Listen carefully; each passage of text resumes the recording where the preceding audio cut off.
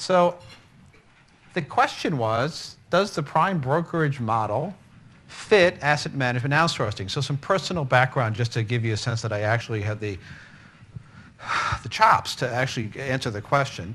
My first experience in asset management outsourcing dates from the early 1990s, where I ran technology and operations at a institution, $30 billion or so, and we outsourced.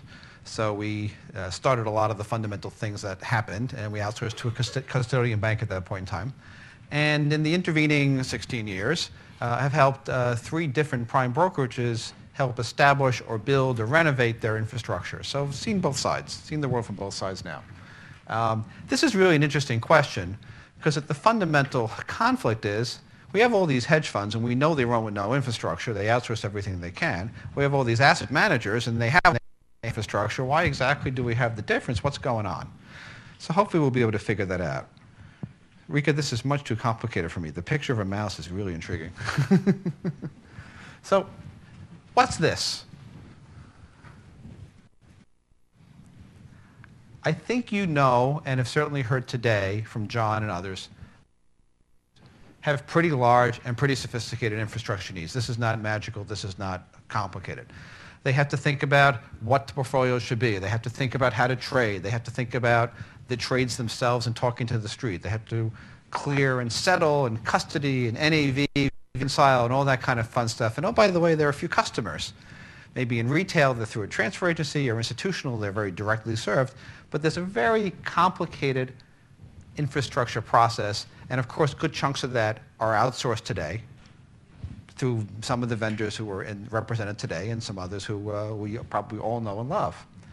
The flip side is that there's been an enormous increase in asset penetration in hedge funds, like up to the more than $1 trillion mark. And since the number was well under $1 trillion at some point in time, we can all remember, that's a substantial growth. And they all seem to use less infrastructure. They have the ideal model is a guy, a garage, presumably in Greenwich, Connecticut, some advanced trading models, a direct wire to the street, and a phone call to prime brokerage headquarters, pick your name. And you say to yourself, well, how come one has all of this stuff and one has relatively little? Does the model apply? And it's really kind of an interesting question. So can this be applied to traditional firms? I'll phrase it the other way.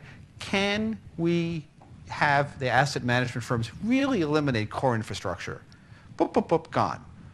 In a lot of ways that would be interesting and be viable. And again, focused on prime brokerage as a potential provider. So being a consultant, we have to have 3 things, then a summary conclusion. The prime brokerage model. What does it mean? What does it talk about? What goes on? I want to thank the nice people at Goldman Sachs who basically allowed me to steal this from their website. But this way, it's their words, not ours. It makes it right, and it's literally what they're saying they go do. So let's just nice and slow. What is a prime broker? Trade processing, reporting, financing, and servicing hedge funds and traders. And I would add, there's an investor component that I won't need to talk to today in terms of what they might do around fund administration. Trade processing, reporting, financing, and servicing. Well, that doesn't sound so unreasonable in the list of things that a traditional asset manager wants to go do.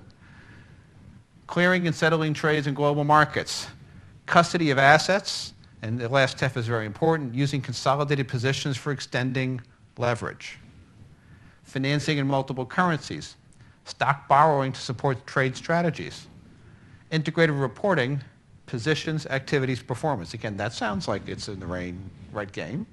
Communication between sales, trading, and research. Now let's talk about the bottom half, because this is really important. A prime brokerage back office allows that hedge fund to talk to many, many different broker-dealers, get the best trading ideas, get the best research, get the best executions. Consolidated in one back office. And that certainly sounds like all the back offices we all know and love. That sounds familiar. Centralized information allows clients, in this case the hedge funds, to get all the products. Consolidated reporting, and of course financing is centralized, consolidated, and organized in one central fashion. That's roughly the prime. If you're active in the industry, let's just think about hedge funds for a second.